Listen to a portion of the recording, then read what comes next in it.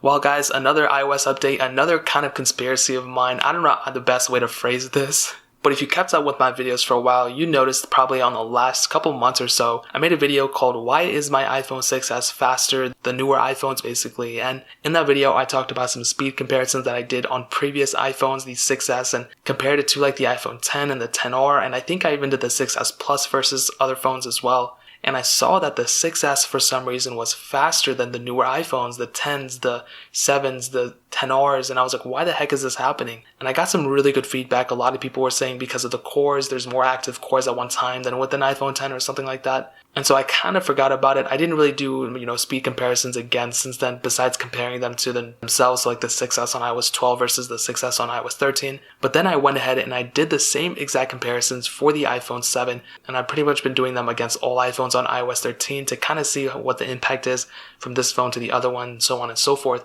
And for some reason, the same exact thing that happened before is happening again with not the 6S though. With the 6S, it had its run, it was still a fast device, but it's happening to the iPhone 7. So what this means is, pretty much how I even found this out to begin with. I did a comparison between the iPhone 7 and the iPhone 10 about like 2 days ago. And I dropped it yesterday, and in that video I saw that more times than not, the iPhone 7 was overall faster than the iPhone 10. So as I'm doing it, I'm opening up apps. I'm already kind of expecting the 10 to be better and faster overall, but that wasn't the case, which is so weird. And it'd be one thing if it's like one app here or two apps here or whatever. It's like a majority. I would say like only like one or two apps open faster on the iPhone 10 than on the iPhone 7. And that is such a crazy thing because if you think about it, the iPhone 7, I can literally buy one for like $150 right now. Whereas on the iPhone 10, you have to pay, upwards to over $500 at a time. And that's a crazy amount. I mean, the iPhone 10 is a tremendous device. It's a great device.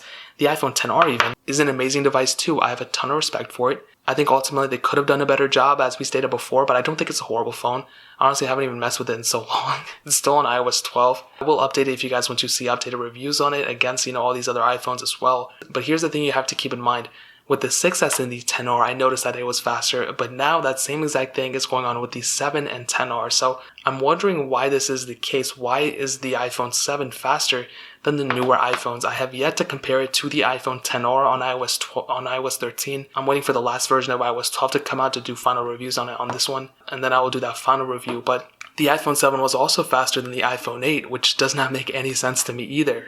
And that would just mean that the iPhone 8 Plus would potentially be slower as well, depending on a lot because of the RAM and all that stuff. But that is a pretty crazy thing in my opinion. I don't have the answer to it. Like I said, if I had to kind of succumb that to one thing, it could possibly be the cores because there's more active cores on the iPhone 7. But then you could have said the same thing with the 6S. But now we know from my comparison that I just dropped literally before this video that the 6S is actually slower on iOS 13 on most apps than the iPhone 10R. Before, it seemed like it was faster. It seemed like it was faster overall, but that wasn't really the case. So I'm only doing this to address it. I'm not mad. I'm not salty about it. Like, I'm not telling Apple to make the iPhone 7 slower. That's not what I'm saying.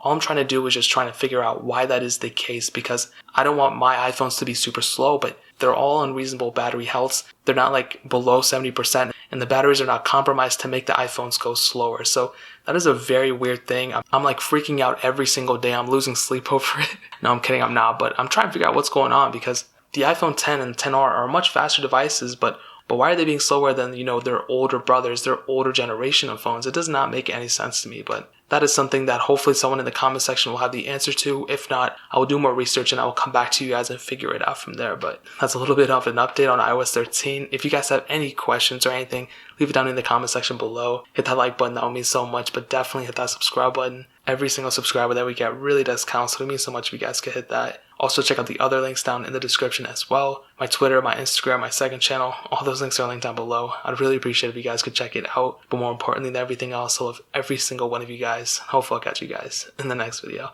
Peace out till then.